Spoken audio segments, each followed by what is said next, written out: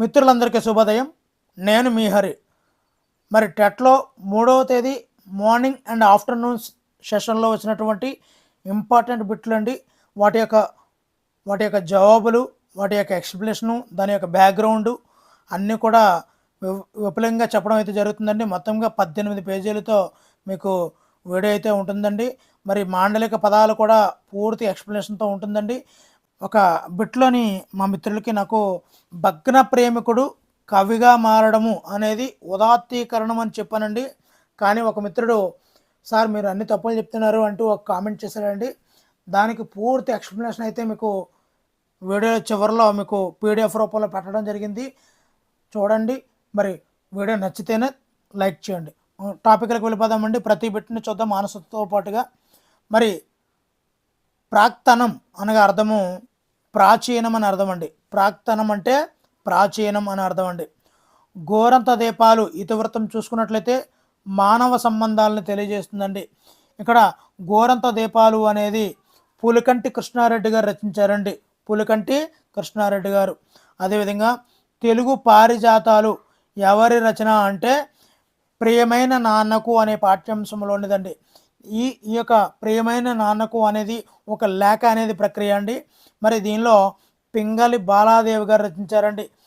తెలుగు పారిజాతాలు ఎవరు రచన అంటే పింగళి బాలాదేవి గారు. అదేవిధంగా ఒక పద్యం ఇచ్చి ఒక ఆర్డర్లో పెట్టమనడం కూడా మన యొక్క ఎగ్జామ్ ప్యాటర్న్లో వచ్చిందండి. చాలా చాలా ఇంపార్టెంటు. అదేవిధంగా భగ్న ప్రేమికుడు కవిగా మారడము అనేది ఉదాత్తీకరణం అండి.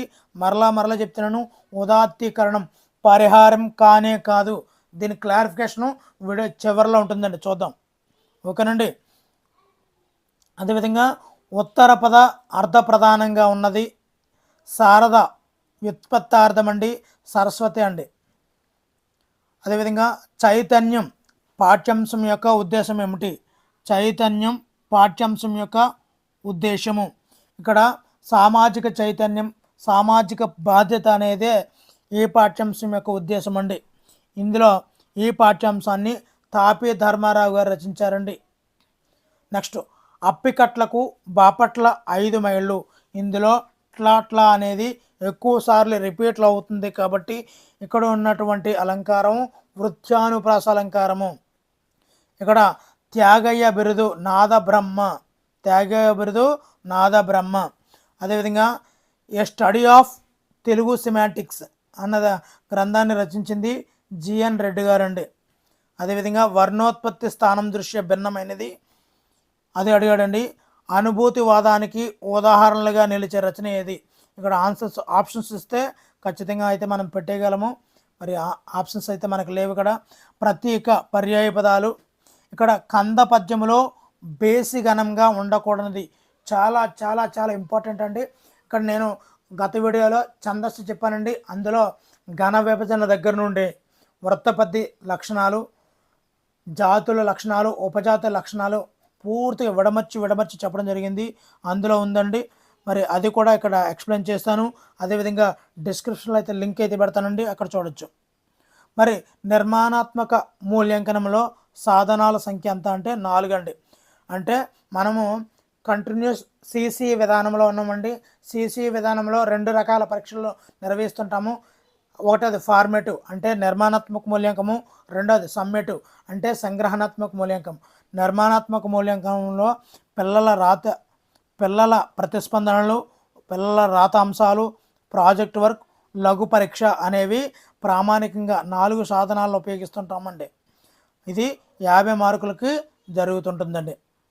నెక్స్ట్, లక్ష్యార్థ స్థితికి చెందినటువంటి పదము మర్యాద. గోగాకు అనేది ఏ మాండలిక పదం అంటే దక్షిణ మాండలిక పదం అండి. ఈ మాండలిక పదాలు వాటి యొక్క పూర్తి వివరణ ఈ వీడియో చివరిలో మీకు తెలుస్తుందండి.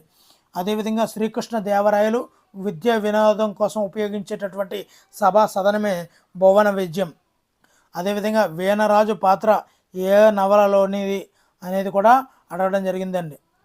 విశ్వేశ్వరయ్య కావ్యం అనేది నన్నయ్య రచించారు ఆంధ్ర శబ్ద చింతామణి అనే నాటకంలో. మరి నీలకంఠం కథల్ని శివశంకర శాస్త్రి గారు రచించారండి. Poetry is the material composition అనేది జాన్ అండి. మరి అత్యంత హానికరమైనటువంటి కంప్యూటర్ వైరస్ మైడూమ్. అదేవిధంగా జాతీయం ఇచ్చాడండి. బెల్లం కొట్టిన రాయి అనే జాతీయాన్ని ఏ నియమానికి చెందుతుంది అని అడిగాడు.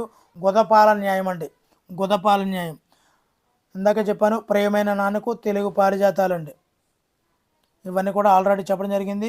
ఇక్కడ సంధులు కూడా ఇవ్వడం జరిగిందండి. యనాది సంధి, గుణ సంధి, వృద్ధి సంధుల గురించి అడగడం జరిగింది. అదేవిధంగా నెటిక్వేట్ అంటే ఇంటర్నెట్ ఉపయోగించడానికి ఆచార వ్యవహారాలు అయితే ఉంటాయండి. ఆ ఆచార వ్యవహారాలతో కూడినటువంటి ఆమోదయోగ్యమైనటువంటి మార్గాన్ని మనము నెటిక్వేట్స్ అంటామండి. మరి ఎరిక్సన్ యొక్క మనో వికాస దశల్లో ఒక క్వశ్చన్ అయితే రావడం జరిగిందండి. ఇక్కడ క్వశ్చన్ ప్యాటర్న్ ఏ విధంగా ఉందంటే ఒక క్వశ్చన్కి 4 అర్థాలు ఇస్తూ మ్యాచింగ్ చేయమండం, 4 ఉకృతులు ఇస్తూ మ్యాచింగ్ చేయమండం. అదేవిధంగా మాయా కంబలి విక్రమార్కుడు ఎవరు అని అడిగాడండి. అక్కడ మాయా కంబలి అనే పాఠ్యాంశంలో నగరం పేరు శోభావతి నగరము, రాజు పేరు చండీదత్తుడు, నాట్యగతి పేరు చంచల, కోశాధికారి పేరు విక్రముడు, వృద్ధయోగి పేరు ఆత్మానందుడు అండి. మరి తెలుగులో ఎక్కువగా రచయితలు పాత్రల గురించి చెప్పడం జరిగింది. మరి ఇప్పుడు చూద్దామండి. ఒక బైట్ అంటే 8 బిట్లు, 1024 బైట్స్ అంటే 1 కిలోబైటు. కిలోబైట్కి 1024 యాడ్ చేస్తే మనం 1 మెగాబైట్ వస్తుందండి. ఒక 1024 మెగాబైట్స్ అంటే 1 GB, 1024 GBs అంటే 1 టెరాబైట్ అండి. అదేవిధంగా CD అంటే కాంపాక్ట్ డిస్క్, DVD అంటే డిజిటల్ వీడియో డిస్క్ అండి. అదే CD యొక్క నిల్వ సామర్థ్యం 700 MB, DVD నిల్వ సామర్థ్యం 4.7 GB అండి. 4.7 GB. అదేవిధంగా LCD ప్రొజెక్టర్లో ఇవన్నీ కూడా రకాలండి. LCD అంటే అడగచ్చు, లిక్విడ్ క్రిస్టల్ డిస్ప్లే, DLP అంటే డిజిటల్ లైట్ ప్రాసెసింగ్. అదేవిధంగా మూక్ అంటే మ్యాసివ్ ఓపెన్ ఆన్లైన్ కోర్సెస్ అంటే భారీ సార్వత్రిక ఆన్లైన్ కోర్సులను కూడా పిలుస్తుంటారండి. అదేవిధంగా స్వయం అనేది కూడా అడుగుతుంటారండి. అంటే study webs of active learning for young aspiring minds అంటే ఈ విధంగా స్వయం యొక్క ఎక్స్పాండెడ్ ఫామ్ అండి. అదేవిధంగా మూక్కు ప్లాట్ఫామ్ ఏంటంటే ఓపెన్ ఎడెక్స్ అండి. Open edX. అదేవిధంగా మూక్, DOCC, SPOC ఈ విధంగా ఇచ్చాడండి. ఇంకా కందపద్య లక్షణాల్లో ఏది బేసి గణాల్లో ఉండకూడదని అడిగాడు. పూర్తి జాతుల పద్య లక్షణాల్లో ఒకసారి రఫ్ అండ్ టఫ్గా చూసేద్దామండి. కందంలో 4 పదాలు ఉంటాయి. నల్లగగ భజస అనే గణాలు ఉంటాయి. 1, 3 పదాల్లో 3 గణాలు, 2, 4 పదాల్లో 5 గణాలు ఉంటాయి. 1, 2 పదాలు 1 పదంగాను, 3, 4 పదాలు 1 పదంగా తీసుకుంటారు. ఒక్కో పాదంలో ఇక్కడ బాగా గుర్తుంచుకోండి. ఒక్కో భాగంలో అంటే 1, 2 పదాలు కలిపి ఒక భాగం కదండి. ఒక్కో భాగంలో 1, 3, 5 గణాలలో 1, 3, 5 గణాల్లో జా గణము రాకూడదు. ప్రత్యేకంగా స్టార్ గుర్తు మరి పెట్టి చెప్పడం జరిగిందండి మీకు. మరి ఆ వీడియో డిస్క్రిప్షన్లో లింక్ ఇస్తున్నానండి, పూర్తిగా చూడండి. ఛందస్సు క్లియర్ కట్గా భయం లేకుండా వచ్చేస్తుందండి. అదేవిధంగా మరి ప్రతి భాగంలో కూడా 6వ గణం అనేది జాగనం ఖచ్చితంగా వచ్చి తీరాలి. ఒకవేళ జాగనం లేకపోతే నల అనే గణం ఖచ్చితంగా వచ్చి తీరాలండి. అదేవిధంగా 2వ భాగము 4వ భాగం చివర తప్పకుండా గురువు అయితే ఉండాలండి. మరి కంద పద్యంలో మొత్తం గణాలు 16 గణాలు ఉండాలండి. అదేవిధంగా ద్విపద కూడా ఉందండి. 2 పదాలు ఉంటాయి, 3 ఇంద్రగణాలు, 1 సూర్యగణం ప్రతి పాదంలో ఉండాలి. 1, 3 గణాల మొదటి అక్షరం ఎత్తి చెల్లుతుంది. మరి ద్విపదలోని మంజరి ద్విపద అనేది కూడా ఉంటుందండి. ప్రాసనిమ్యం లేనటువంటి ద్విపదను మంజరి ద్విపద అంటారు. శ్రీనాథుడు పల్నాటి వీర చరిత్రను మంజరి ద్విపదలో రచించారు. తాళ్ళపాక తిమ్మక్క సుభద్ర కళ్యాణాన్ని కూడా మంజరి ద్విపదలో రచించారు. సాయి కృష్ణ ప్రసాద్ ఆధునిక కవి అయినటువంటి సాయి కృష్ణ ప్రసాద్ కూడా సాయి చరిత్రమును మంజరి ద్విపదలో రచించారండి. ఈ వీడియో డిస్క్రిప్షన్లో లింక్ ఉందండి, అక్కడ నుంచి చూడండి. అదేవిధంగా సంధుల గురించి చెప్పడం జరిగింది. సజ్జనులు చుత్తు సంధి అండి, మహోన్నతం గుణసంధి, దేశోన్నత్యం వృద్ధి సంధి, ప్రత్యక్షం యనాది సంధి. ఈ సంధుల గురించి కూడా ఈ 3వ తేదీని ఎగ్జామ్లో రావడం అయితే జరిగిందండి. మరి ఇక్కడ గత వీడియోలో అయితే కొద్దిగా చిన్న డిఫరెన్స్ ఉందండి. చాలా పర్టికులర్గా గమనిస్తే మనకు అర్థమవుతుంది. ఇక్కడ 4 దశలు ఉంటాయండి. NEP 2020లో భాగంగా 5+3+3+4 అని 4 పార్ట్స్గా డివిజన్ చేశారండి. మరి ఇందులో ఈ యొక్క 5 సంవత్సరాలని 2 పార్ట్లు చేశారండి. ఒకటోది 3, తర్వాత 2 అండి. మొదటి 3 3 to 6 అండి, తర్వాత 2 కూడా 6 to 8 అండి. ఇక్కడ గమనించండి, ఇక్కడ 3 సంవత్సరాలు అంటే pre primary 1, pre primary 2, Balvatika. ఇక్కడ 3 to 6 ఇచ్చాడండి, అంటే 3 నుంచి 4 సంవత్సరాలు ప్రీ ప్రైమరీ 1 అండి, 4 to 5 ప్రీ ప్రైమరీ 2, మరి 5 to 6 అనేది బాలవాటిక అండి. కానీ మనం ప్రస్తుత విద్యా విధానంలో 5 సంవత్సరాలు నిండిన వాళ్ళు 1 సంవత్సరానికి వచ్చేయాలండి. కానీ NEP 2020 ప్రకారం 6 సంవత్సరాలు నిండిన వాళ్ళే 1వ తరగతికి రావాలండి. మరి ఇక్కడ 1 ఇయర్ గ్యాప్ వస్తుంది కాబట్టి ఇక్కడ ఉన్నటువంటి చివరి స్టేజ్లో 5 to 6 ఉన్నటువంటి బాలవాటికని ఇప్పుడు 5+ చిల్డ్రన్ జాయిన్ అవుతారు కదండి 1వ తరగతిలో, వాళ్ళకి మొదటి 3 నెలల కోర్సుగా బాలవాటికని ఇంట్రడ్యూస్ చేస్తున్నారండి. సంస్కృత కార్యక్రమంగా బాలవాటికని ఇంట్రడ్యూస్ చేస్తున్నారు. అంటే ఒక 3 years అయింది కదండి, నెక్స్ట్ 2 years కూడా 1 and 2 క్లాసెస్ అండి, మొత్తం కలిగితే 5 years అవుతుందండి. ఇది 3 to 8 years, యాక్చువల్గా అయితే 3 to 6, 6 to 8 ఈ విధంగా 2 విధంగా డివైడ్ చేయడం జరిగిందండి. ఇది NEP 2020లో వచ్చినటువంటి మాడ్యూల్లో నుంచి పేస్ట్ చేసిందండి. దీన్నే పునాది పూర్వదశ అంటారు. ఫస్ట్ 5 years అండి, ఫస్ట్ 5 yearsలో 1 and 2 క్లాసెస్ని కంప్లీట్ చేస్తారండి. తర్వాత సిద్ధపాటు దశ, దీన్నే 8 to 11 years అండి, ఇది 3 to 5 క్లాసెస్ అండి, 3వ తరగతి, 4వ తరగతి, 5వ తరగతి. మన జగనన్న గారు మెర్జ్ చేశారు కదా హై స్కూల్లోకి, ఇదేనండి. దీన్ని సిద్ధపాటు, వాళ్ళు సిద్ధపడిపోయి వెళ్ళిపోయారనమాట, సిద్ధపాటు. ఓకేనండి. మరి నెక్స్ట్ మిడిల్ ఏజ్ అండి, ఇందులో 11 to 14 years ఉంటుందండి, 6, 7, 8 తరగతులు ఇక్కడ ఉంటుంది. తర్వాత మాధ్యమిక స్టేజ్ అండి, ఇక్కడ 14 నుండి 18 సంవత్సరాల వరకు ఉంటుంది. ఇది 9వ తరగతి, 10వ తరగతి, 11వ తరగతి, 12వ తరగతి అండి. పాత విద్యా విధానం ఏ విధంగా ఉంది అంటే 10+2 విధంగా ఉంది. ప్రజెంట్ NEP 2020లో భాగంగా 5+3+3+4 అనే విద్యా విధానం అయితే కొనసాగుతుందండి. ఓకేనండి. ఇక్కడ మానసిక చలనాత్మక రంగానికి చెందినది జ్ఞానాత్మక రంగము, భావావేశ రంగము, మానసిక చలనాత్మక రంగం అండి. జ్ఞానం, అవగాహన, వినియోగం, విశ్లేషణ, సంశ్లేషణ, మూల్యాంకనం ఇవి జ్ఞానాత్మక రంగంలోకి చెందినవండి. అదేవిధంగా మానసిక చలనాత్మక రంగంలో ఇక ఎక్కువ సాతో వస్తుంటాయండి. ఇక్కడ 5 బాట్లు ఉంటాయండి, ఎక్కువ సాతోనే వస్తాయండి. మానసిక చలనాత్మక రంగం సాతోని, హాతోని వస్తాయండి. ఓకేనండి. మిగతాది భావావేశ రంగం అండి. అంటే ఏ విధంగా ఇస్తాడు బిట్టు అంటే 3 ఒక రంగం నుంచి ఇచ్చి వేరొకది వేరొక రంగం నుంచి ఇస్తాడు, వేరేది ఏది అని అడుగుతుంటాడండి. ఈ విధంగా మనల్ని కన్ఫ్యూజ్ చేస్తుంటాడు. అదేవిధంగా మరి అవగాహనలోని ఎగ్జాంపుల్స్ ఇవ్వడము ఆ విధంగా ఉంటాయి కదండి, డెప్త్కి వెళ్తాడండి. ఈ టాపిక్ని ఇచ్చి చాలా డెప్త్కి వెళ్ళే అవకాశం ఉంది. కాబట్టి దానిలో జ్ఞానము అంటే జ్ఞప్తికి తెచ్చుకోవడం, గుర్తుంచుకోవడం, అలాగా ఒక్కొక్క స్పష్టీకరణలో వేరు మరలా ఉంటాయండి స్పెసిఫికేషన్స్. వాటిని అన్నింటినీ కూడా మనం గుర్తుంచుకోవాల్సిన అవసరం అయితే ఉందండి. ఇక్కడ స్కఫోల్డింగ్ గురించి కూడా అడిగాడండి. స్కఫోల్డింగ్ అంటే ఎవరైతే లెర్నర్ ఉన్నారో ఆ లెర్నర్కి కొద్ది బాగా చదివిన వాడి యొక్క జ్ఞానాలను అందిస్తే ఆ అందించే సూచనలే స్కఫోల్డింగ్ అంటారు. ఇప్పుడు మన స్కూల్లో బాగా చదవలేని పిల్లవాడికి బాగా చదివిన పిల్లవాడిని లీడర్గా పెడతాం. ఆ పిల్లవాడు అందించే సూచనలే ఇక్కడ స్కఫోల్డింగ్ అంటామండి. ఎవరి ప్రకారము? వైగోటస్కి ప్రకారం. సో వైగోటస్కి ప్రకారము జోన్ ఆఫ్ ఫ్రాక్షనల్ డెవలప్మెంట్లో భాగంగా ఈ యొక్క స్కఫోల్డింగ్ని వివరించడం అయితే జరిగిందండి. అలాంటి పదాలే కొన్ని ఉన్నాయండి. ఫ్యూగ్ అంటే ఏమిటి అంటే వ్యక్తి ఏదైనా అఘాతానికి గురైనప్పుడు మొత్తం స్మృతిని కోల్పోతాడు, కొత్త వ్యక్తిలా మారితే దాన్ని ఫ్యూగ్ అంటారండి. అదేవిధంగా కన్సాలిడేషన్ అంటే నేర్చుకున్న తర్వాత మొదటి నిమిషం అనేది చాలా వాల్యుబుల్ అండి. దాన్ని తెలియజేసింది డంకన్ అనే శాస్త్రవేత్త అండి.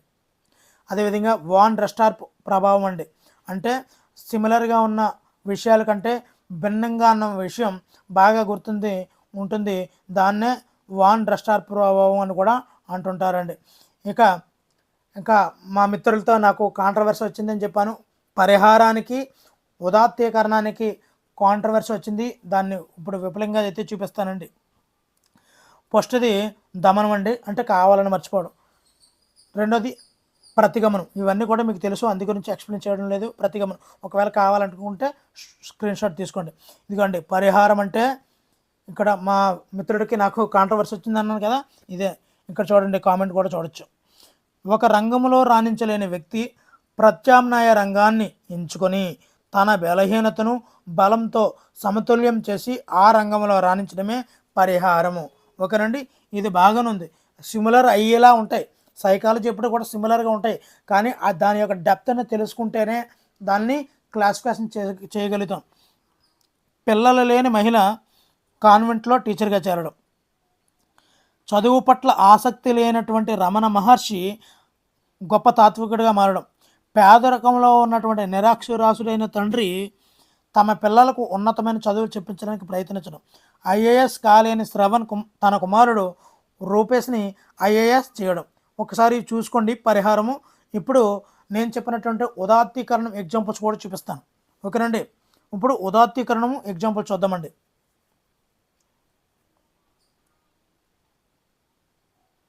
ఇదిగోండి, మొత్తం 17 ఉంటాయి కదండి, 17 రక్షక తంత్రాలు ఉంటాయి. అందులో 16వదండి ఇది.